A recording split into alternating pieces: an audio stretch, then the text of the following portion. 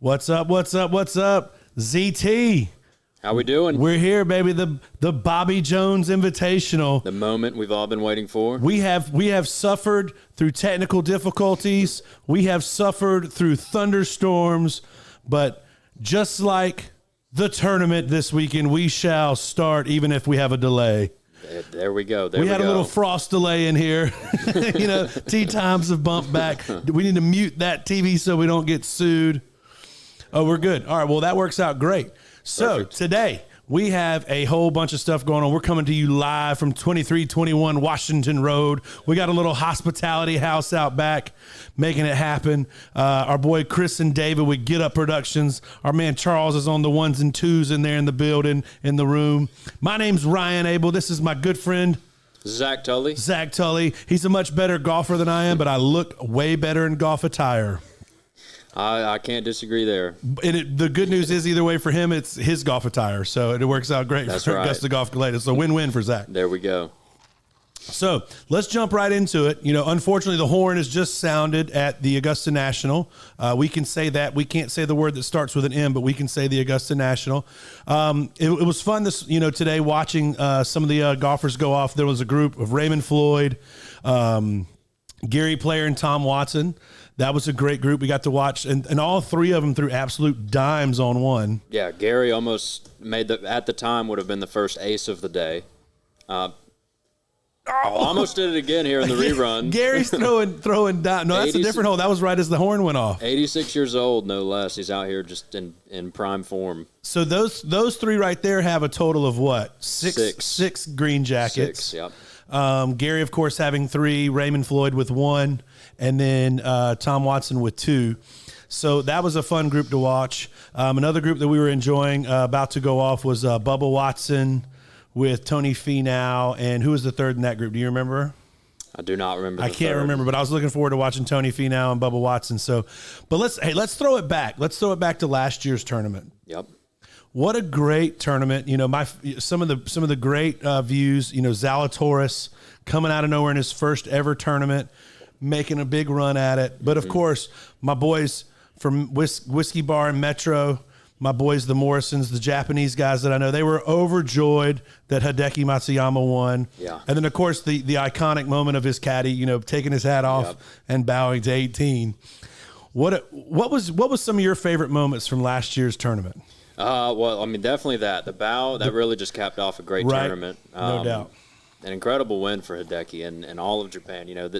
Japan's huge into golf over there. The Masters is obviously a worldwide attraction and huge everywhere, but especially in Japan. And for a Japanese guy to finally get a win and bring the green jacket there, he's like someone said earlier, he's basically got like godlike status there now. No, I can confirm that. I was at a private party last night where TaylorMade signed the new Asian Pacific amateur winner that's playing here this year, and I don't know his name, but they said he's like the #1 golfer in the world, and everyone I was talking to was like, this guy's the future. Like he hits absolute bombs off the tee, and so it's really exciting. And so I was talking to one of his maybe his translator or one of his agents, who basically was like, Hideki is it. Like wherever he goes in Japan, he is the thing. So it's really cool. This year we're really excited about this tournament coming up, 2022. Great opportunities. Today we're going to go through all kind of things. We're going to talk about some gambling because let's be honest, it happens in the United States. We're going to kind of go through our boy DB from Tour Junkies is going to drop some knowledge on Calcuttas and what that is. He's also going to do some DraftKings information. If you haven't checked out their podcast, please do. Tour Junkies are cool. They do it every single week, no matter what's going on, no matter what tournament, but especially this is a special one from them because the podcast is based out of Augusta, Georgia. The Masters or the national tournament, the tournament, whatever you want to call it, is like the one for them as well. So that's going on today. Zach and I are going to give you our picks. And really quick, a big shout out to Aiken Board, and that's Board, who has this beautiful charcuterie, and I practiced to say that word properly multiple times. So going on, and we're really excited about having one of their people come in. She's going to unwrap this thing. we're going to jump to all those things today. We're going to give you our picks. We're going to have a lot of fun today. And we're going to dive into this charcuterie board. There's like cheese and fruit, and that's all I'm going to eat. Yeah, I won't eat any of the salami or any of the pastrami or any I of got the my meat. eyes on the back here. We got some cookies here. We got some cookies. We got some sugar cooks. So all right, I'm in. So you can take the savory side. I think so. So right now, just to give you a quick rundown on the par 3, it is in a weather delay, but Mike Weir came out and shot 4 under. Mackenzie Hughes and Kevin Na all are finished. They're in at 4 under. Larry Mize, the old Augusta boy, bogeyed 9. Or he would have been tied as well. He 3-putted 9. I think he did it on purpose. Not really. Bernhard Longer is in right now at 200. He's finished. The old German who still looks like he could kick the shit out of almost anyone alive. He's in such good health. I saw him today walking down 10. I was there at the course today. Joaquin Neiman's also 2 under through 3. So really exciting. Cam Davis, I skipped over him. He's 3 under, so he has a chance if he can birdie 9 to get tied. There's the whole jinx. What do you think about the jinx, the par 3 jinx? Do you think it's real, or do you just think it's a happenstance? Yeah, it's definitely just an old wives' tale, and definitely coincidence. So all right. You're Zach. So Zach, if you don't know, is a really good golfer. Zach, what's your handicap right now? Right now I'm a 1. A 1 handicap. If you don't know, 1's really, really good. So you're in the tournament. Somehow, some way, Jesus has struck down lightning, and you're able to play in the tournament, and you have a chance to play the par 3. Are you going to try and win it?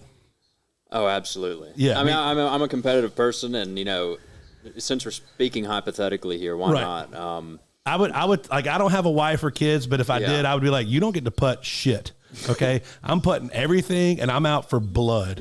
Okay. I want that crystal, whatever it is that they give, and I want it to happen. Yeah. I would definitely have a good time, get the wife involved, but I would put it out and see what happens. You never know. You might get the crystal and be the first guy to win both. At some point, it's gotta happen. break, right? Like, cause there's been people who have won it after, there's been people who've won it before. There's talking to Spieth right now on ESPN. And I think that's Zach Johnson in the back. Mm-hmm. His year that he won, like, that year was so weird. And if you look at the weather this weekend, it's going to get cold. Yeah. Like, Saturday is supposed to be like a high of like 62.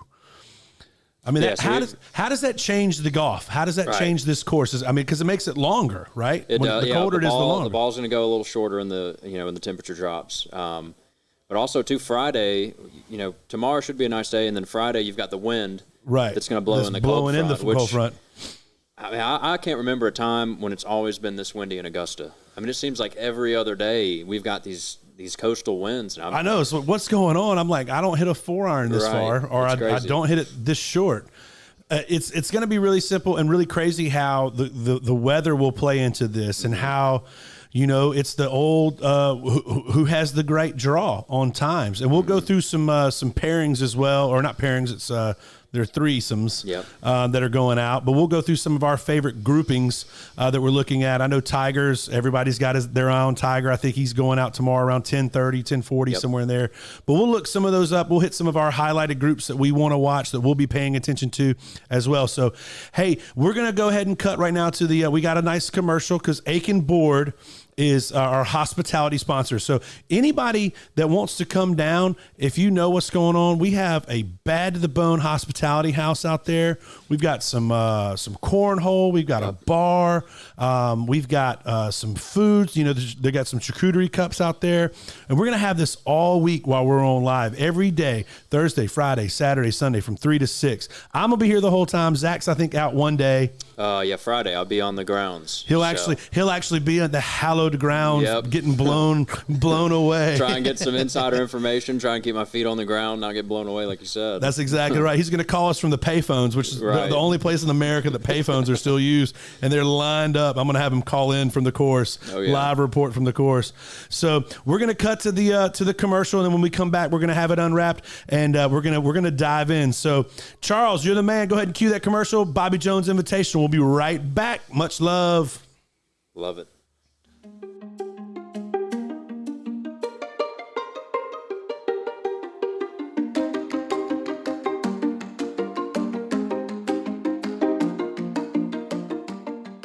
One night we were hanging out at Casey's and probably having meat and cheese. And definitely wine.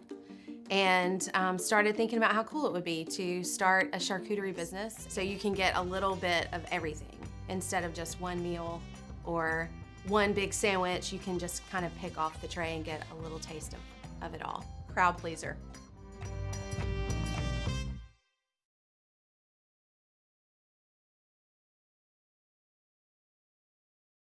Jones Invitational. We're back, baby. We're back. This is our second annual. We're so excited to have our friend Ashley. Ashley, scoot over in that chair, boo. Yeah, you're doing great. This is our friend Ashley from Board in Aiken. Board in Aiken. I was told wrong. I'm blaming it on the producers. But here's the thing. Yeah, you just talking to that in thing right there. You'll be good to go. So, hey, listen, we're all on the fly today. You know, Ashley was like, I didn't know I was coming on. I was like, you're going to do great. So, Ashley, tell us a little bit really quickly about Board and Aiken, and then hit me with all this lovely, because Zach's got his eye on the sugar cookies, and I'm eyeing the meat. I'm a meat guy. You should be eyeing it all. Oh, it's all fabulous. So this is Casey and I make charcuterie boards from little teeny tiny to big huge tables, and I'm sitting up in my seat. I'm so excited. We have lots of cured meats and cheeses and fruit piles and veggies and dips going on here. We don't usually throw sweets on, but we did for y'all today. So. Thank you, because the grapes will get destroyed. So what do you want to try first? I want to try the cheddar cheese thing that you said, the cheddar cheese blend that everybody loves. Yeah, that's a Merlot. It's a cult favorite. It A has Merlot. Yeah. Watch out. Really, really good. This is a Jarlsberg. We have a smoked Gouda over here. The Gouda I've already sampled, and it is, yeah. You liked it? It was So good. what's the most recommended way to dive into one of these? Yeah, like, should I put a package together? Ryan brought in a couple of the sample cups. Yeah. And the first thing we both did was we ate like the big cracker. And he's Well, like, it was just easy to We're grab such that out. guys. guys, We're we just ate such the big men. cracker first. There's no right way to eat, Okay. no wrong way to eat it. You just dive in with whatever looks good to you. But there's Okay. certain combinations. The cucumber and the peppered salami. Salami is a good combination. Okay, all right. Any of the cheese and crackers. The dip is really good. What is this right here? Is that the dip? That's a stone ground mustard, and that has a cult following too. It's really, really All good. right, I'm about to get weird, y'all. Hold on. Excuse me as I move this microphone away. So I'm gonna get some of these crackers. Okay. And do you have like jam in here or anything? There's like jams or? Not on this one. No, we Okay. have two different dips. So do you want me to open them? Yeah. Let's go ahead and open the dips up. Okay. I'm about to get wild, y'all. So we got a play-by-play here. Ryan, he's opened up the crackers. Oh, it's We're getting do it golf style. We're getting the dip open here. Oh, he's lining it up. That's really quiet. Solid approach. This is no, it doesn't have to be quiet. This is my caddy over here. All right, so what is this? Spinach, It's spinach artichoke. and then this one right here. The hummus. I'm gonna go with the spinach. Hummus I'm about is that good life. too, though. I Stepping think you in need for to the try it. for the spinach dip here. Oh yeah, Yep. Good little shake. good. Yeah, I'm getting it. I regret nothing so far. And I'm gonna pair it with the peppered salami, Okay. and then I'm gonna wash it down. Oh my with gosh. a huge grape. All at once? Oh yeah, we're gonna hit this flavor. We're gonna hit this flavor. No, I'm gonna eat this, and then I'm gonna eat this, and then I'm gonna eat this. Here we go. David, are you ready for this? David's pumped. Seems to like it. Oh, a lot of pepper. I haven't seen that combination. That's a lot of pepper. I mean, it's good. It's really good. It is good. Let's see. All right. All right, what are you going for? Jack, get in here, bro. These are catching my eye here. We'll go. That's like a little mini naan. Mm-hmm. Someone's got to try the mustard. Really? I will. I'm Yeah. your Huckleberry. The mustard. All right. So it almost looks like a I have to say you went safe. very safe. Are you picky? Yes. Okay. Did that give it away? I went. I'll try I went like anything, baby. Lunchable style here. Courtesy bites over here all day. All right. Oh, what is this? This is a cake ball. Down. Super down for that. And All then right. cookies, yeah. So, Ashley, Yes. thank you so much. How can they get in touch with you guys? You got like a website or anything? We do. We have a great website. It's boardandaiken.com. Board, and that's Board. Yep. It's a pun. It's a play on words, That's ladies and right. gentlemen. That's right. It was actually quite clever. I agree. I like it. Board and Aiken. Boardandaiken.com. .com. All right, And cool. they can order or they can call us and get in touch with us. And Man, I'm so excited. Well, thank you so much for being here. Thank you Thanks so much for for bringing having this us. and for bringing everything outside. This will get devoured throughout the day, and I'm sure the smacking will continue. Good. Exactly. Thank you so much. Yes, thank you so. She's going to get back out there to the hospitality area. We're going to do a quick break. What are we going to break for, buddy? Oh yeah. So one of our sponsors, the great Nancy Powell, she loves us and she loves the Get Up production. She's a great lady. Have a great time with her. We're going to see a little stuff about Nancy, and we'll be right back as I continue to stuff my face. For over 30 years and 2 generations, Powell and Associates has been here to make you and your family comfortable with buying a home. By embracing the challenges of today, it is our goal to make sure that you are a part of the experience, even when you can't be. We know that life can be complicated. Buying a home shouldn't be. Powell and Associates, combining the traditions of the past with the innovations of the future.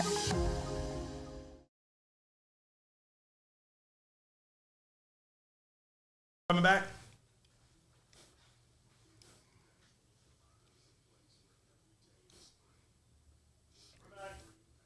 All right. So we're getting one of our good buddies, Dub's going to come here from a local TV station. Zach told me that I have to try this as like a lemon zest peanut. Yeah, M&M. we've got a new leader in the clubhouse here. Just stumbled upon it. It's tasty, I tell you. Oh man, that's fabulous. Yeah, right? Telling you. I'm excited about everything. So let's talk about what people are here to talk about. Mm-hmm. The tournament. Right. Okay. How do I win money with the tournament? Now we're going to queue up a little video from our boy DB, dropping some information on the Calcutta. But really quickly, Zach, what the hell is a Calcutta? Essentially, to my knowledge, Because I have no idea. it's like an auction where, and we're speaking hypothetically here, you'd get together with a group of your friends. Completely hypothetical. And it's like a draft of sorts, and you just bid on the players, and you end up with a team of players. So they set a value to the players. Like, right. Everybody, if you buy in, you get $1,000. Mm-hmm. And then, okay, I'll buy Tiger Woods for $200. Right. And if I get him, then he's on my team. Right. Okay. Yep. So you have to package together a team. You have to be smart. You can't just spend all your money on one player. Right. Because then you're in, Shitsville for the rest of the day. Could be there. So if you were laying out your personal favorites, right? Your personal favorites, hit me with your top, your top 5 or 6 names in no particular order, just right. in general. Yeah. So I think it's hard to get away from the obvious picks. And for right, me, John Rahm. Right. So for me, Cam Smith, coming off the Players win, playing great, and that mullet is fabulous. Looks top notch. Looks like he's primed up. He has like the I'm 13 still mustache. Yep. Oh, yeah. I love it. I love Cam Smith. Huge fan. And he's got great course history, which he has played well here. Comes into factor a lot at this course, and for sure. So I like Cam Smith. Okay. I like the new world #1 Scotty Scheffler, which a lot of folks are going to be on him, but I don't know. It's I'm calling it right here. I'm calling Scheffler doesn't make the cut. It could be. It's one of those where it's going to be a big hit or miss to me. Right. Because he's got #1's a lot lot of showing right. up to the first major of the year, especially since 50 days ago he hadn't had a win under his But don't belt. get me wrong. He has been playing lights out. Yeah. And he's got Ted Scott on the bag, who was Bubba's caddy for both of his green jacket wins. So he's got a veteran out there on the bag, which is so he's got a caddy that knows what he's doing. Yeah, it's knows going to what's help a going lot on the there. course, what kind of shots to hit, where to be, where to stay safe. Yep. I like and where to attack. Moving next, I like Corey Connors. He's been a dark horse for a few years and always seems to play well. He's been around the top 15. The Canadian. Canadian man. That's right. I like Will Zalatoris, or Willie Z. He had the runner-up finish last year without pro status. He had a Scorn Ferry card, but he was not a PGA Tour member. I think people have undersold how wild that story is. We'll get back to that, but go ahead, keep going. Insane. And then I like Justin Rose. He's not one of my favorite players, but he always plays well here. Always does. Okay, yeah. So our list is really similar. I do have John Rahm on my list. Mm-hmm. I think we both had Spieth when we were talking earlier this week. Or did you drop Spieth? No, I do like Spieth. Yeah, I like he's Spieth like a lot. The unanimous #1 pick for a lot of folks. Is he really? No, he's not in my top. He's not my #1. My #1, and people can hate on me all they want, will for always be Tiger Woods. Yeah. As long as he's strapping it up and pulling the club out, Tiger's my guy. I think and has been since 1997. I think for a casual fan, like the immediate answer is going to be Spieth or Tiger. Right. If that's who you're cheering for. Right. All right, so hey, let's go ahead and cut to our professional, our boy DB. All right, and he's going to explain the Calcutta, and he's going to drop that down, And again, Tour Junkies is a great podcast that you guys can listen to. They are doing stuff every week throughout the week. They're giving you hits. They're giving you information from the course. They've got caddies that they talk to through the week so they can tell you how the thing's playing. They get some really great inside information. I've personally enjoyed. I'm a personal fan of the podcast. So if you're looking for something like that every week, then you're coming to the right place if you're going to Tour Junkies. So let's go ahead and run DB dropping down the knowledge on the Calcutta. We'll be right back. We'll keep talking, and we'll have our good buddy Dub back here with us when he comes back. What's up, Bobby Jones Invitational crowd? DB here with the Tour Junkies, local boy, Augusta boy. I broke out my old Augusta National caddy hat here, and I'm ready to talk. I'm going to be there Sunday on the live stream, breaking down the end of the best tournament in golf on Sunday afternoon. So catch me here on the Bobby Jones Invitational Show. But before we get into the tournament, I want to give you some betting tips, some gambling tips, some Calcutta, some DraftKings stuff. That's what we do at Tour Junkies. We break down every event all year round from a betting and DraftKings perspective. And the Masters is always known for the Calcuttas, right? We love our Calcutta. So I want to talk specifically around some Calcutta strategy right now, because this is something you need to know and you need to be thinking about. Don't just go into your Calcutta blind like a dummy. All right. Don't identify as an idiot. All right. Let's do a little bit of thinking, a little bit of planning. Don't just go in there and go, oh, I'm going to buy Tiger, blah, blah, blah, and throw your cash around. All right. That's not what we're here to do. So I want to talk about a couple things to keep in mind. And the first one is know the rules and know the room. Okay. The rules of a Calcutta can sometimes change. Know how flat or how steep the payout structure is. Is the majority of the pot going to go to the winner, the winner of the event? Are there, is there money for low score each day? Because then that brings in a little added variance, and you can take a risk on some guys that probably don't have a great chance to win, but could very likely go out and shoot a low number. Think Charlie Hoffman back in the day, right? Charlie Hoffman was famous for his first round leads at Augusta National. The guy could never close the door. He could never put 4 rounds together. There's plenty of those guys out in the Masters field this week. So know the rules, understand the rules, know the room if you can. All right. So if this is something that you've played in before, know your buddies, know the schmucks in there that are dummies, right? They don't do their research. They don't watch golf. They don't have a clue, maybe how good a guy like maybe Siwoo Kim or Corey Connors has been in the Masters. You may, if you know the room, you may be able to identify and go into it knowing I'm probably going to get some good value on these names because they're maybe not household names. Or you got guys who are just total Jordan Spieth homers, and they just love Jordan Spieth. No matter how good he's doing, no matter how well he's playing, no matter what, they're going to pay up for Jordan Spieth. Make them pay during the auction of the Calcutta. All right. Bid them up. Even though you don't maybe intend to buy them, you're okay if you do land them, but bid them up. And in a Calcutta, that's what you're doing. It's a live auction where players go up individually, to be purchased at a certain price, and you're bidding against other people in the room to have those players. And then those are your guys for the rest of the week, and you're riding out the tournament that way. It's a very simple auction style to bet. So know the room, know the rules. All right. Here's another one. Don't blow your bankroll early. Okay. It can be tempting to go ahead and say, oh, I got to have Jon Rahm. I'm going to blow most of my bankroll buying Jon Rahm. And then you're going to find out that not only are you the only one that's done that, but other people have done it. So you know what's happened? By the time a guy like, maybe Daniel Berger or a guy like Scotty Scheffler, probably not this year, but some guy who's like slightly below your Jon Rahms, your DJs, your Rorys, your JTs, your Spieths, is going to go for stupid cheap. And you're going to be pissed at yourself that you've blown your bankroll and now you don't have as many outs. Personally, when I play in Calcuttas, I don't like to buy a lot of the top tier guys. I would rather have more outs. There is some variance. This is a tournament where the old veterans can come in and make some noise. We saw Justin Rose, who's not really played great on the PGA Tour in the recent years, lost to Sergio Garcia narrowly, played really well last year in 2021, but he's done nothing really outside of the Masters. But we see veterans come into the Masters and have a chance. Obviously, course history weighs into performance at Augusta as much as really anything.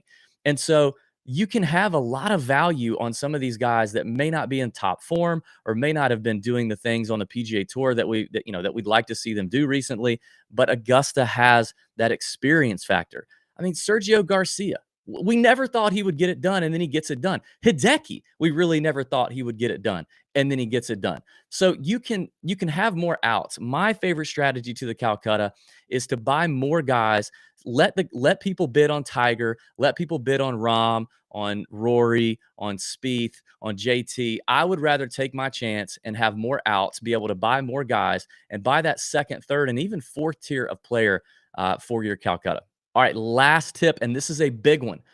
Have something while you're there, or do a lot of research prior, that you can look at the betting odds. You can look at the head-to-head odds. You can look at the maybe the top 10 numbers, because the Masters betting market is highly efficient.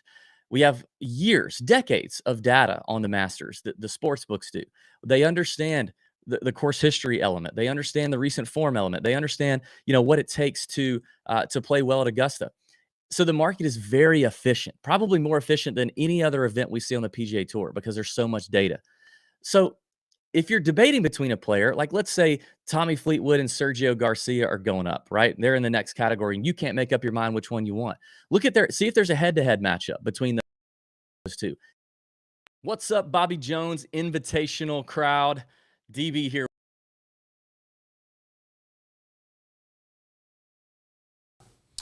Hey, welcome back to the Bobby Jones Invitational, or as we like to say, the BJ Invitational, because we're gross men, and that's what we do. And by we, I mean just me. I'm the only one who says that, and I don't feel bad. Hey, this is our good friend Dub. What's up, Dub? What's happening, guys? Y'all doing all right? Hey, man, we're doing great. We're doing great. So Dub is a local celebrity star from Kicks 99. You got to do finger quotes when you say local celebrity star. Okay, fine. Dub is where I get my guitar pull tickets. Yeah. No, that's actually a joke, except for last year where I won them at a chipping competition. That's right. Well, because I thought I didn't realize that you were there to hustle me. I thought you were like, let me just give this chippo thing a shot. I dunked 3 in a row. I mean, like, pop, pop, pop. He knew what he was doing the whole time. It was nasty, is what it was. I was taken. I felt taken advantage of. I felt really good about it. Hey, sometimes it's just right. Hey, listen. So you can only play that card one time, and I played it. That's it. I don't feel bad about it. Because you won't get one over on me again. You're like, double or nothing on Chippo this year. Hey, yeah, double or nothing backstage passes. Let's go. That's it. Hey, so what's going on in your world, man? Like personally, you had some big news. You want to throw that out there? My wife and I announced we got our first baby on the way. That's awesome. Coming up in October. Thank you very much. So do you know boy or girl yet? So here's the thing. So we know that we have the envelope with it in it. We are not allowed to open that envelope until my wife's friend gets here, because she's the one doing the gender reveal. And she said, she was like, look, if you open that envelope before me, I will beat both of you in the street with no remorse. And that does not sound like someone who jokes around. No. I'm going to be honest. I totally tried to hold it up to the light, and see if I could see through it. Nothing. I got nothing. So, well, man, that's great news. That's so exciting, man. I know you guys are pumped. Yep.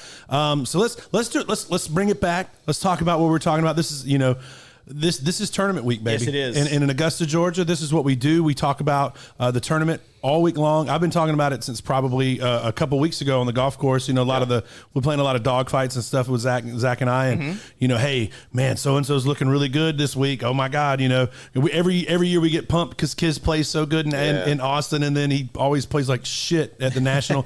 Maybe this is Kiz's year. I'm cheering for him. The old Aiken boy who went to the Georgia Bulldogs, but. Give me some of your favorite tournament moments. Like, what are some of the things? Because you've lived here. You grew up here, right? Born and raised, man. Yeah. So hit me with some. We have some. We can all talk about. But hit me with some of yours. So I was telling you guys just a few minutes ago. Since it's par 3 day, the one time I was lucky enough to go on par 3 day, we got there right as ESPN coverage had started, and we saw the big three tee off: Arnold, Gary, and Jack. So that was a cool moment to be right there watching these legends tee off on the par 3. That's awesome. That was really cool. Seeing Tiger come back and do his thing in 2019 when nobody thought that he would ever be competitive again. I did. Yeah, not enough to put money on it. So, but enough to be like. I will say this: we talked about this on the show earlier this morning. So in January, we did a little segment where we made predictions for 2022 of things we thought would happen, either in mine and my co-hosts' lives or just whatever. And one of the predictions I made was that Tiger Woods would play in the Masters, and this was in January. I said, I don't know if he wins it. I said, but Tiger Woods will play in the Masters. And so I went back and found that audio and played it again this morning. I'm like, listen, dude, that's a deep call in January. Based off what was going on in Tiger's life. So I was like, listen, he's riding a golf cart around playing in the father-son pro. I can predict that all day long, but I can't win the lottery for crap. So hey, listen, you've already won the lottery. You're my friend. That's it. I'd also Bubba, that shot on 10 in the play. I mean, that will just always go down. So I went there today. And I had the honor that my favorite. I've been to the tournament so many times. Like, I mean, and I don't want to belittle it because it's magical every single time. But what is the most fun for me now, because I've been so much, is when I get to take someone who's never been. I get to do that tomorrow. I'm and I get to excited. walk them around, and I get to go, hey, this right here. So we're walking in. We come in the South Gate. We come up. Of course, we hit the pro shop first because everybody wants to spend their $1,000 in the pro shop. Yeah. And then they get excited. They ship it all back, and then we start walking on. It was like somebody, we're walking in. We're like, we watch the board. Oh, Tiger's out on the course. Where's he at? And somebody goes, oh, he was just on 14 5 minutes ago. I was like, great, 15 green, here we come. Exactly. And we haul ass. We sit down. We get to watch their approach, which he almost dunked in the water. By the way, he plugged in the bank. But he was playing with JT and Freddie Couples, of course, his best friends, and it was great to watch them kind of like explain that. And then we're walking back 13 because, of course, they want to go to Amen Corner. Of course, yeah. And my guy who's with me goes, "Is this where Phil hit that shot from the pine straw?" I was like, "It was right there. It was that tree right there." Yeah. And they were like, "This is unreal." And I was like, "Just wait, So then we get down, we go to Amen Corner, we start talking about all that and seeing all those shots and how that all plays out. And then we're walking up 10, and I was like, right here. It was right here.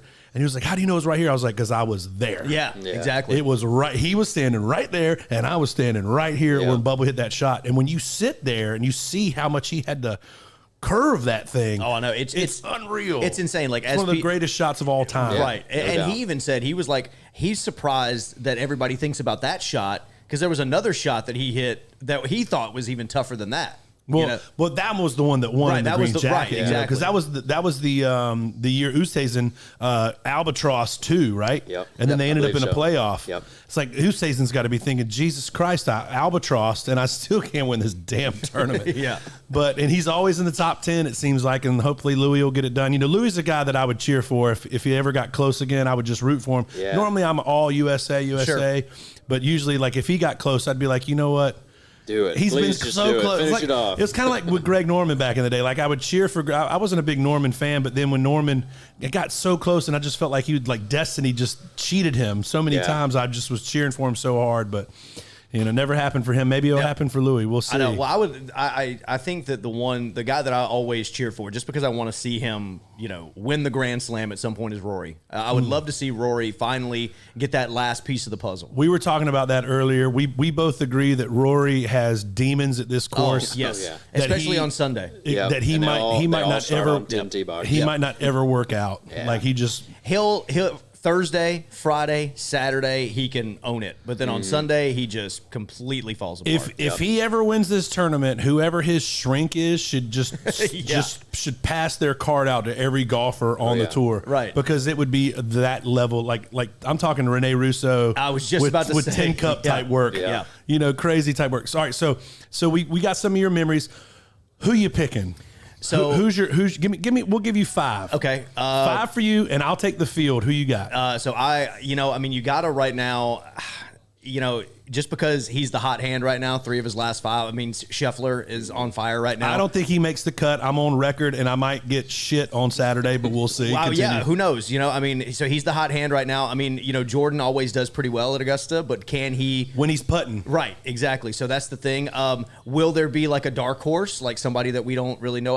I think Colin Morikawa also might have a shot, just because he usually plays majors pretty well.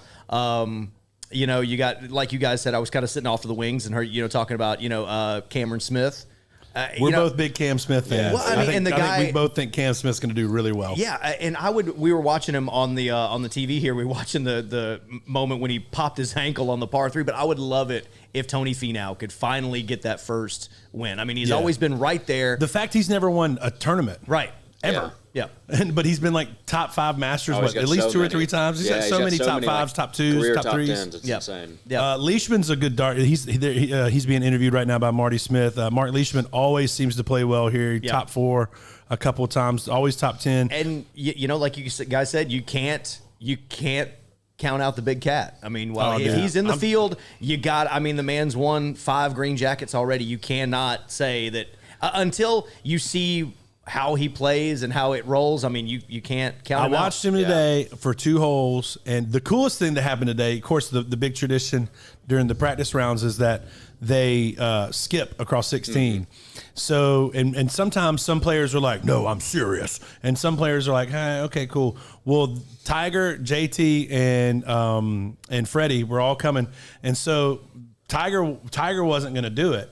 And Freddie basically was like, come on. And then all 3 of them hit at the same time. I saw that on That's Instagram. cool, yeah. That All was 3 really of them cool. hit at the same time and got it. And I think all 3 ended up on the green. I didn't have Yeah. the best view of the green, but it was just a cool moment where, Tiger, 20 years ago, Tiger would have never done that. I don't think. Like, Tiger would have been all business, stay out of my face. Yeah. I think he's learned to enjoy the game. And that's the cool thing is, like, especially after watching, that documentary that was on, the HBO documentary. I mean, Right. I know it was kind of like an unofficial thing, but like just to see how he is like, let me stop and smell the roses, man. Let me enjoy all of this success and all of this fame. I was convinced today that if he played the par 3 and he ended up not playing the par 3, and right now they're doing a interview with Jack Nicklaus that I'm taping it, so I would love to go back and hear it. It looks like Sean McDonough, is that Curtis Strange? Yeah, Curtis Strange doing the interview with Jack Nicklaus. But I was convinced that if he played, he probably would have just hit a couple of shots and let Charlie handle it. Yeah. he really could. Right. Charlie might have shot 2 or 3 under. Hell, He could. He honestly could have won the thing. Well, and it was funny when so everybody, again, we're here in Augusta, we're on the grounds. We all heard of the rumors like Tiger's plane landed at Busch Field, or whatever. People were tracking it, like you saw radar of people going, and so there it is, man. It's it was leaving the Florida. world's worst kept secret. Yeah, exactly. Oh man, it was crazy. And then of course, like I have my caddy buddies that work out here. You have your caddy friends. I'm texting them like, "Yo, Tiger's on the course," and of course they don't respond, but then later they do. Hey, how'd he shoot? Man, I can't say nothing about that. Are you kidding me? Like, what'd he play? And if I did, you wouldn't be able to say my name ever. Right. You could never acknowledge me. And so, but I just think I think he's fallen back in love with, the game so much that he's now able to pass it on to Charlie. And I think I don't think he's going to be a parent. I think he's going to be a parent who's like the cool dad. Right. Who I just want to see my kid do well. I think that, I don't think he's going to do like what his dad did. What Earl did, and again, there's no right or wrong because that was just the way Earl was. But I think that Tiger's going to hopefully let his kids, hey, if you want to golf, cool. But I'm not going to force it on you, and I want you to go out and enjoy it. But when he sat down in his press conference yesterday and he said, yeah, we played 27 holes.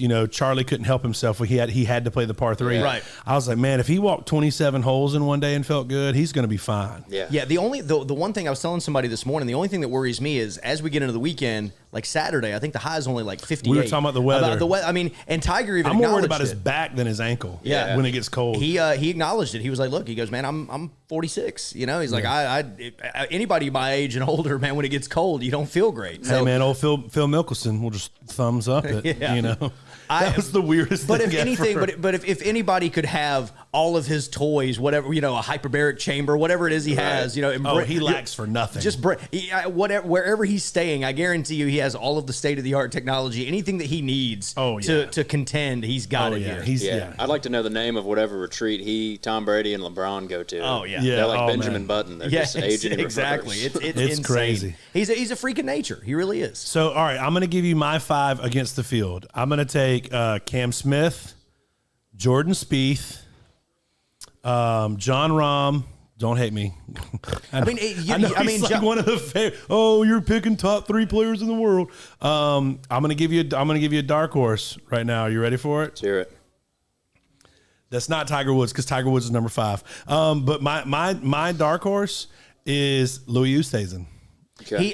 He's always around. I think he might do it, man. I want the stars to, I'm from South Africa. I want him to pull it off, baby. Let's go. Do we see, because and of then course, Tiger's my 5. Of course, when you do the fantasy on, the official app, you have to pick your first timer, your American, your past champion, all that. Right. Do we see somebody like Bubba or Adam Scott or DJ come back and have a good You might see DJ. Adam Scott is a beautiful man.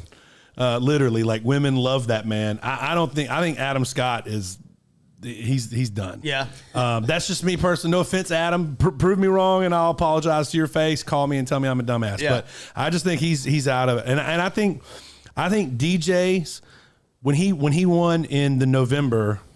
Well, the course was so much it's so different. different. It was so different in November. It's so different, and it's just like what I tell people about Zach Johnson's one year. Like that course played so different that year, and how cold it was and how wet it was.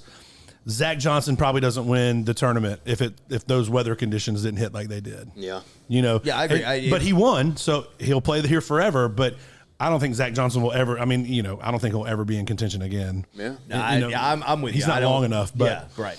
I don't know. I could see DJ if DJ's putting. Right. He'll be fine. I'll give you another dark horse, Lee Westwood.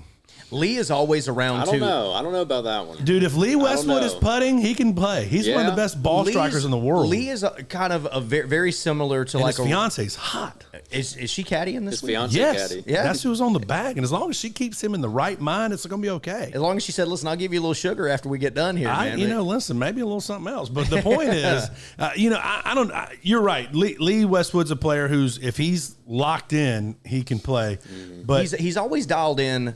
He's usually like Rory. He's always dialed in until Sunday. Usually something happens to Lee Westwood on Sunday that knocks him out of contention. I don't know. Has he won a major? He's won majors, hasn't he? Lee I Westwood? believe he has. He hasn't won a major? He hasn't won like an open? We're gonna need a fact check. Where'd the think he fact has. checker go? God dang Don't it. think he has won one. Basically, and that means Google. Look up and see if Lee Westwood has ever won a major golf tournament. Yeah, I don't think he has. He's yeah. been close I don't so think many he has times. either, but I'm just want to confirm. And there's somebody else that I just don't think will ever. I mean, I'll be shocked. Is Bryson? I just don't think Bryson knows what to do at Augusta National. I just don't think he does. No. 88 majors, one done. Yeah. Wow. So Lee I think Westwood has competed in 88 majors and won 0. I So think the Dude Perfect video. maybe is that's a cursed hot Bryson. take. Okay, real quick, like I think it's cursed. Hot take that Lee Westwood's the dark horse. Let me ask you guys, what did y'all think about that when you saw the? I was shocked. I thought that it was, But also happy. I mean, I was happy about it. I think that's a good thing for the national to do that. I was watching. I was listening to Foreplay. Don't be so uptight with the Barstool guys, the Foreplay podcast, and they were talking about it. And they were like, you know what? It's cool that they have kind of loosened up a little bit and allowed some kind of secondary media to kind of come out there and do some stuff, and maybe that opens the door for a few more things. But it was kind of shocking. Yeah. My question is because Dude Perfect, they're Texas boys, Right. My question is, which billionaire oil man did they know? Sure. That knew a member or is a member said, we're going to let this happen. It also helps when you have 60 million followers on social and stuff like that. I love Dude Perfect. I was surprised that they let him do all sports. Yeah, I would have because you're talking about a bunch of random, like they're throwing frisbees on the green. I watched a man with a Vortex football in Amen Corner. Right. Bizarre. It was like a Twilight Zone. It feels weird. I mean, it was interesting to watch, but it felt weird watching a man do the same thing that I do in the backyard with my buddies. I do throw love a Vortex football. I do love the guy from Barstool Sports. Yes. What do they call it? The four-man? Foreplay. Yeah. Where the four of them play like. Yeah, the four-man scramble. I love the Kisner video. Yeah, Kisner's got a big dip in at Palmetto, not giving a damn. They drop stuff they just dropped one with Sergio Garcia where they play like a speed hole, like they all try to play as fast as they can, and the stuff that they're doing is really, really cool. I think I as well. I agree. I enjoyed the one with kids, and I think Brownie was on that video too. Wasn't Scott Brown in one of those videos? A little bit, yeah. A little bit of those videos. So, all right. Well, hey, it's been great hanging out with you, Dub. Yeah, dude, Stick around man. as long as you want, man. You don't got to go anywhere. But hey, we're gonna hit DB, our boy DB from Tour Junkies. Please, check their stuff out every week. They're dropping stuff. He's gonna give his DraftKings knowledge this time. All right. So if you're wanting to play DraftKings this week, he's gonna give you the picks. He's gonna give you the tips on what you need to be looking for. So we're gonna roll that right quick. Then we'll be back here. We're gonna hang out for a little while longer. Golf is suspended at the course. But we're going to hang out a little while longer, set the tournament up, and we'll be back here tomorrow, Thursday at 3. So don't go anywhere. Here's our boy DB dropping some DraftKings type knowledge from Tour Junkies. Welcome, Bobby Jones Invitational viewers. I'm DB from the Tour Junkies, right here, born and raised from Augusta. In Augusta, the host of the Tour Junkies podcast, where every week we break down every golf tournament from a betting or DraftKings perspective. And it's Masters Week, our favorite week of the year. I'm sure it's your favorite week of the year. And I'm here to dish out some very important tips if you're going to play DraftKings for these are things you have to know. And I'm even going to give you a sample lineup and talk through some of the selections and maybe things to take away from that. All right. Can't wait to be with you live on Sunday here on the Bobby Jones Invitational Show. I will be in the booth calling the live action as the Masters comes to an end. I can't wait. It's going to be great. And you can also check out all the Tour Junkies content you could ever dream of on our YouTube channel, Tour Junkies, tourjunkies.com, and wherever you listen or subscribe to podcasts. We're there. We've got a ton of Masters content out this week. But I'm here to get you prepared for your DraftKings lineups as you enter them and balls get in the air on Thursday for round 1 of Augusta. A couple things to know. And you have a chance to win $1 million. You need to understand that those contests are extremely weighted towards payouts in the top end. Okay. The majority of the payout goes to about 1 to 3% of the entries. Okay. And there could be hundreds of thousands of entries, right? Those are big tournaments. Only the top 1 to 3% are going to make a decent amount of money. Now, if you finish in the top 20 to 22%, you're going to probably increase your buy-in by maybe 40 to 50%. Okay. Not a big deal. You might double your money in some cases. And then if you don't finish in the top 20 to 22%, you're losing everything. So you need to understand that if you're going to play those games, you need to be content with losing it all. These are high risk games. All right. You need to be content with losing it all, but your goal does not need to be just to cash. If your goal is saying, I think I'm just going to play to finish in the top 20% to make my money back, you don't need to play in those tournaments. You need to go on DraftKings or FanDuel and play in what we call cash games. That would be like 50-50s or double ups, where you put in $50, and if you finish in the top 45 to 50%, you're going to double your money. If you finish first place, you're still going to double your money. The payout is the same for anybody who gets paid. If you have a low risk tolerance, those are the tournaments you need to be playing in on DraftKings. If not, if you're ready to gamble a little bit, then I'm here to help you out. Playing in the Millionaire Maker on DraftKings is a whole different ball game than just picking the best golfers, because you have to understand, in DraftKings, you are competing against other people, hundreds of thousands, possibly tens of thousands of entries from other people. So we have to have what we call leverage, ownership leverage. You have to have players in your lineup that are unique, that are not going to be very popular, that might even be names that a lot of people are avoiding, that you're on. In the event that those players pop, that's how you pass a lot of people up the DraftKings leaderboard. If you're playing all the same players, or 5 out of 6 of the same players in your lineup as everyone else, then you're just going to move with everyone else. And you're going to have the nuts perfect lineup to finish in that top 1 to 3%. Remember, that's the goal, to finish in the top 1 to 3%. So you need to have a very unique DraftKings lineup in order to do that.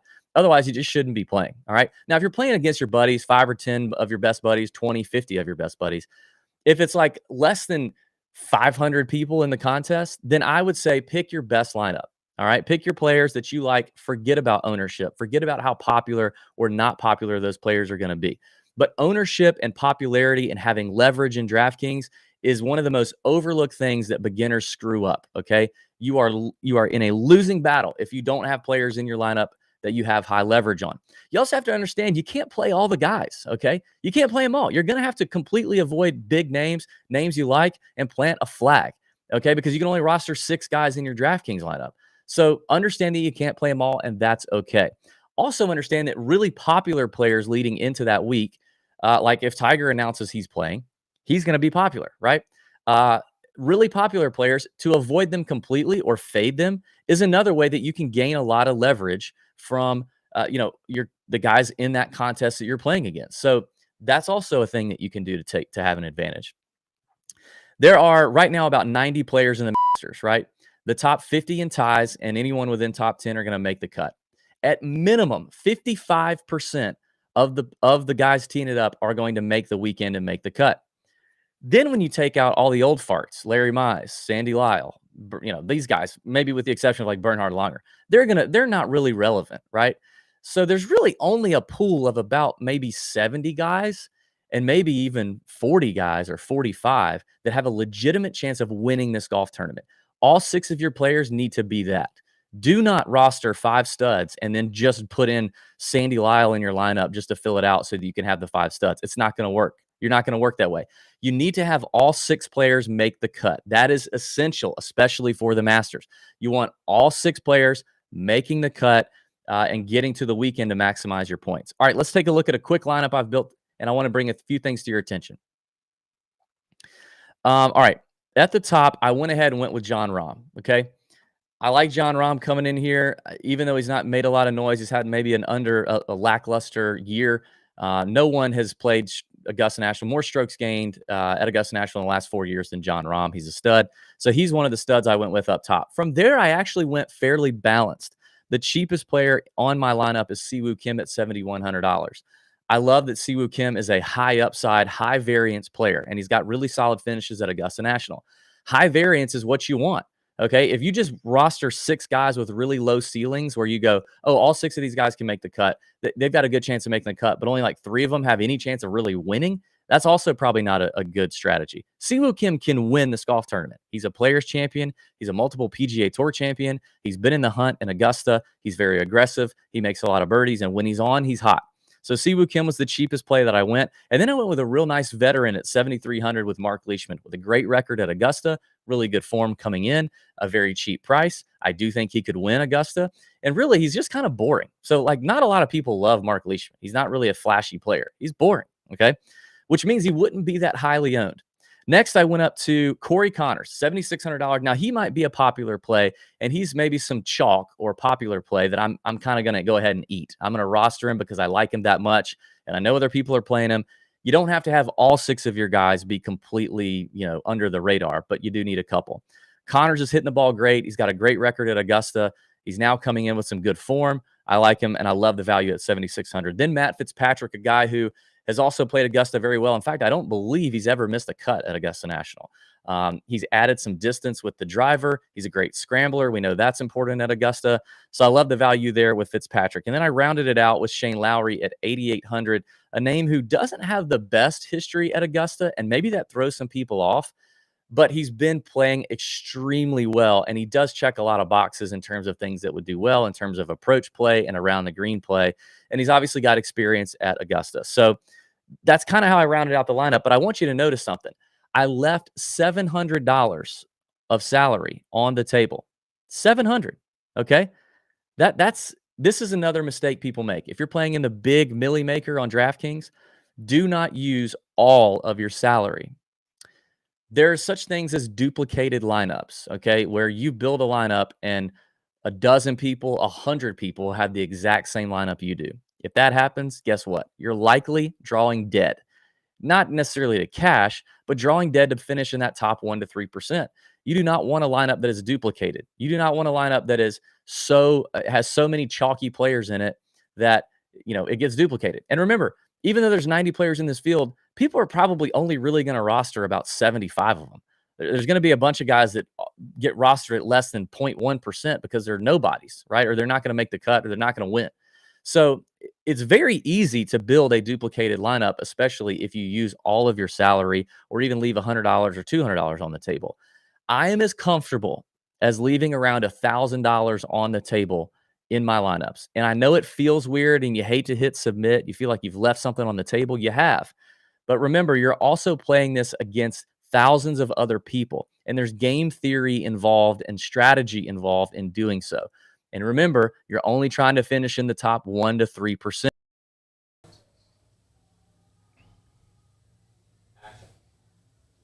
All right. Welcome back to the Bobby Jones Invitational. That was our boy DB from Tour Junkies dropping some knowledge. Let's talk about those picks real quick. Let's just talk about them real quick. So again, he's buying off value for DraftKings. So it's a little different than what we were talking about earlier, where we were positioning it with, I'm going to give you 5 golfers and I'll take the field and let's just see what happens. He was going with number 1, John Rahm. All right. So I think we both like that pick. We get it. He's probably really expensive on the DraftKings board. But you got to think John Rahm, if he's playing well, is going to be in it on Sunday. Which they riddled a stat off earlier. He's had 15 rounds in a row under par at the National, which the record's 16, so he could tie that tomorrow. Who has the record? Do you know? Who do you think? It would have to be either Nicholas or the Woo. It's Tiger. Okay, it's got the Woo. That's who I call Tiger. I call him the Woo because when I was younger, Tiger Woods golf, we just called it playing the Woo. Yeah. I don't know. So Maybe we were weird, but if he whatever. gets into a rhythm tomorrow, he could cement himself into some greatness and set himself up for something Friday. 16 rounds under par or under 70? Under par. Consecutive. Okay. Consecutive. That's still impressive. That's wicked impressive. So his number 2 pick, Siwoo Kim. His number 3, Mark Leishman. I talked about Mark Leishman earlier. I like Mark Leishman. Yep. He's the Australian, tall guy, long hitter. Usually plays extremely well here. You know, he's top 4 finish in his history, but he's sometimes he's one of those sneaky golfers that can win it for you on the back end, where because he could go low on Sunday if he's not involved. Yeah, I think he did that a couple years ago for one of my buddies, where like he out of nowhere we're watching Faldo putt between his legs on a replay from earlier with those square golf shoes. Corey Connors, you talked about Corey Connors earlier. You liking him as one of your 5 overall. Yeah. So why do you like Corey Connors at this course? I mean, I know he's got a good track record here, but does anything about his game suit this, or you just kind of like how he's playing? Or I mean, he's playing well, and he always plays well at Augusta. He was a dark horse pick when he debuted like a few years ago. Right. And I think he's had a top 10 and a top 20 maybe in the past 2 or 3 years.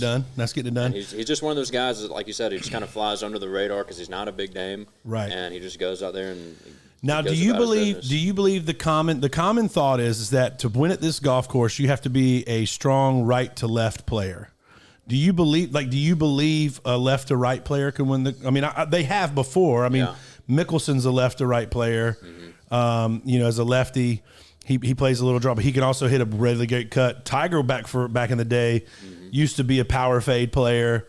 So, I mean, there are certain holes that shape for a better right to left, but do you think overall you can win this tournament no matter what? Yeah, I think any type of ball striker could win this tournament. All it's going to come down to is what old Kevin Kisner just did there, make putts. Draining a 15-footer for birdie. That's all it's going to be.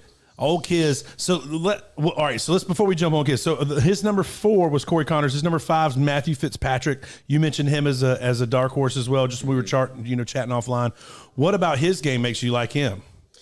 It's kind of the same deal as Connors. I don't watch a whole lot of Fitzpatrick. I just always end up watching him when he's playing here because he's playing well. Right. He's just another guy that has a lot of good history here. And then Shane Lowry's his last pick. I like Shane Lowry because he's a little bit of a porky guy. You know, he's Irish.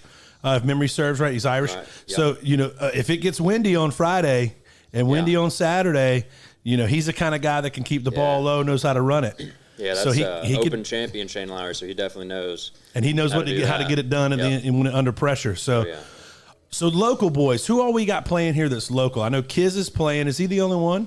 You got Luke List. He got his first win at the Farmers Insurance back in February, and so he's playing. Yep. So Charles Howell's not playing. Right.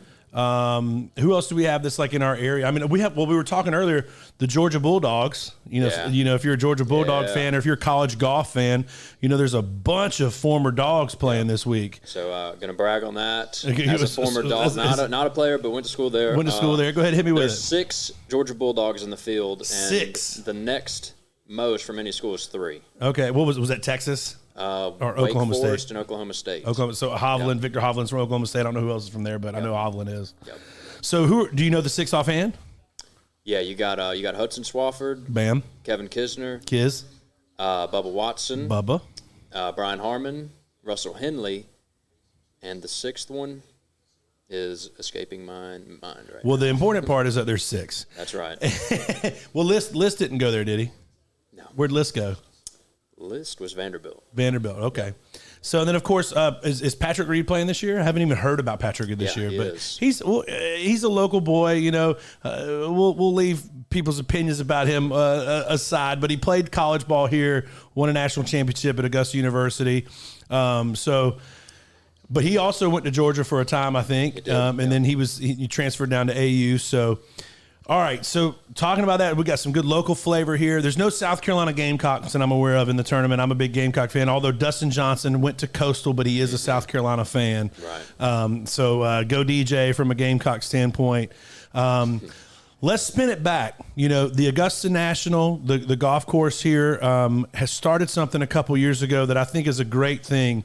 To highlight the game of golf, not only on the men's side, but on the women amateur. The National has always been a big proponent of amateur golf. Mm-hmm. Of course, Bobby Jones was such an amateur himself, the amateur's amateur, the gentleman of the gentleman, winning the Grand Slam back in the early 1900s, and how that was one of his big proponents. The National started the Augusta National Women's Amateur. Yep. And this past year's tournament was great. It was outstanding. except for one lady who probably would love to replay 2 holes. So to break it down for you, Zach's a member at Champions Retreat, which is where the first 2 rounds are held, and then the final round is held here at the Augusta National. I'm going to set the stage for you. The young lady who ended up winning was in at 1 under. She was done playing, and there was a lady on the course teeing off on 17 at 3 under, and she proceeds to go what? So she birdied 16 and get to 3 under. That's Latana Stone from LSU, and she doubled 17. Which that could happen. That's 17. It happens. There's no hazards on 17, but it's just straight uphill. It's got that tricky green. Tough if you get in the wrong plane on that green, you're screwed. Yep. Or especially if you fly it, you're in trouble then, big time. And then she bogeys 18, so she essentially lost it there. Lost the tournament on the 18th and ended green. up tying second with her LSU teammate, which was pretty impressive. Right, LSU had two in the top 3. There was a Gamecock that I know for sure that was in the tournament. She was hovering around the top 10. I'm not sure of her name. She was a Hispanic player. Yeah, there was a couple. There was I don't know her first name, but her name was Darling. She was around top 10, top 15. She played well. Right. But they had last summer they redid the greens at Champions Retreat. They had bent grass similar to the National, and with the heat down here, it's just hard to keep those up. So they decided to go to Bermuda. Which year is round, they mean, yeah. Yeah, year round. So it's a little easier to maintain the Bermuda down here with the heat. So that with new greens getting installed, they're very firm, very fast, which makes it hard to get the ball close to the hole, which means less birdies typically. Right. So they had. I don't have to worry about that. I less birdies either way. I would welcome the excuse of the greens are new. It's a good one to have in the back pocket. That's for sure. So they had the course playing very hard for the ladies. So for them to make it through there for 2 rounds, they were probably excited, obviously, to get to the National to play it. But, right. Definitely softer conditions out there for them. But sure. Yeah, Anna Davis played really well. 16 years old. 16-year-old high school junior. Rocking the bucket hat. So I was glad to see her get Where's the she win. from? I didn't see that. Do you know where she's from? I shot in the dark, maybe Virginia. She's somewhere in the American. U.S. Yeah, she's somewhere American. in the U.S. That's wild, though. Last night, I mentioned earlier, I had a chance to play a private party, the TaylorMade party. They have it on Tuesday nights, and they were signing the young amateur from the Asia Pacific, and he was so excited. Doesn't speak a lick of English, but he has like a whole little entourage, and it was really cool. And one of the CEO basically stood up and said, "Hey, no pressure, but this is the future. You're watching the future of golf right here." And Colin Morikawa was there, and Scotty Scheffler was over there with his wife. So it was a really good time. But it's crazy to think about these. I look at him. He's a kid. Yeah. He's a kid. Yeah. And you think about a 16-year-old girl, playing this tournament, finishing at 1 under, shooting 3 under on the final day at the National, man. Yeah. Oh, that's unreal. Wild. Unreal to go out there and do that, and then to kind of wait it out for 2 holes and then get that title. Yeah, could you imagine any junior in high school is going to be more bored at their senior prom this year than her? Oh, right, yeah. She's like, what am I even doing here? She just became a legend. Augusta she women shows back up to class on Monday, and everybody's like, hey, what's up? Did you do your homework? Hell no, I was winning the freaking ANWA. I was winning tournaments. Don't worry about me. Yeah, I'm over here just making life changes. Yep. Oh, it's so crazy. Well, hey, this week is going to be great. Let's talk about that this week real quick. We're gonna go back. We'll be back here tomorrow at 3:00 sharp. Today we had some technical difficulties, but we've got all those irons worked out. We've got all the wrinkles ironed out. Everything's ready to go for tomorrow. We want to be really quick. Who we got on here tomorrow, David? Hit me with some names. Who we got coming on tomorrow to get us here? We got old Calcutta, George Clausen. Old George Clausen, the fourth, is coming in here today. Man, my Calcutta, man. I love George Clausen. He's a great guy, owns a restaurant here in town, owns 2 restaurants, Soul City Pizza, Southbound Steakhouse. That'd be awesome. Southbound Smokehouse. They do barbecue and, of course, pizzas at Soul City, but he's also a music producer in the town. He's a great guy. I like him a lot. We got Stephen Moore and Derek from Indian Queen. Indian Queen's going to be in the house tomorrow. It's one of the more popular bars, especially on the Hill area for the college kids. And actually, those college kids have now grown up to be like 25s and 27-year-olds. Yeah, it's crazy how they all. David waves his hand. Over the hill now. More of a young professional type crowd now. When I was coming up, it was the college bar, and then so Indian Queen's going to be in the house, and then who else? And Shad Tootin. Chad Tootin. Shad. Yeah, local guys playing on the Corn Ferry Tour. Oh, right on. So we're going to have a pro up in got here. A pro. Even more pro. than you. More of a pro than yeah. you? No, he beats the brakes off of me. So. Oh, man, I can't. We'll learn more about him tomorrow. All right, real quick, right here, right now. You've seen me play golf. I'm not the greatest in the world. I shoot, mid upper 80s when I'm playing, low 80s when I'm playing really well, mid upper 80s. If he gives me 20 strokes to play 18, 20 strokes. Can I keep it close? Yes. Yeah, you can keep it close. But he probably still turns it on and win. shoots 64. Yeah, he'd win. 66, 67. And I would just be like, ugh. Yeah. I want to do that one day, just for S's and G's. We could. Hey, let's hit some seats. We want to thank everybody so much. Board in Aiken today for being our hospitality sponsor. Nancy Powell always is thebomb.com. That lady just supports these guys and everything that we do. She's great for the city of Augusta. Big love to Dirty Girl, Second City Distillery, Gun Roofing, South Content, Savannah River Brewery, Stay Social. That's a cool place where you get to pour your own beers, but they don't have Bud Light, so it disappoints me sometimes. And I'm a Bud Light guy. And of course, the Clubhouse. That's where we were last year. Great group of people over there, and look forward to being back there for some other things. If you're interested in being a sponsor of this show at any time, hit us up on Insta. Of course, we're on YouTube. We're on everything. Follow our YouTube channel, the Bobby Jones Invitational. This is our second year, so we're still coming up strong. We're excited about this tournament next year. Right now, last outward thoughts, Zach. Gun to your head, who's winning the 2022 tournament? Well, you put it that way, I'm going to stick to my guns. I'm a ride with Cam Smith. I like him. Riding with Cam Smith. I like it. Oh, you jerk. I like it. Because he said Cam Smith, who's going to be mine as well, I will ride with my secondary gun, and I'm going to take John Rahm. I think John Rahm might get it done today if he keeps his cool, and he tights it. I think he's going to get it done. Head to head, Cam Smith versus John Rahm. Maybe we can figure it out. I don't know. Watch out. I do have a prop bet for my boy Abraham Answer with somebody who will not be mentioned, David Barnett, about him getting in the top 12, I think was what we said on top 12. Yeah. So Abraham and my boy Benji Thompson, y'all better get your shit together and get your mind right and get in the top 12. Hey, we're going to sign off from here right there. Watch us tomorrow on our YouTube channel. Check us out. We'll be on Facebook, I think, tomorrow, if not mistaken. We'll be sharing it. You can check me. I'm at Big R Nation on Instagram. Zach, what's yours? I'm at ZP Tully or at Golf Augusta. Check us out. At Golf Augusta. Yes, sir. That's a great, that's like the best Instagram title I could think of, except for bad. At Big R Nation. So check us out, follow us. We'll be sharing everything tomorrow. We're so excited for the tournament to kick off tomorrow. Tiger Woods is going out at 10:42, I think. Yep. And we'll be watching the end of his round or reviewing his round, and then of course we got a great group going out in the afternoon as well. So much love, you guys. Bobby Jones Invitational. This is it for the wrap up show. We'll be back tomorrow at 3 p.m. Eastern. Love you guys. Stay smooth. See you tomorrow.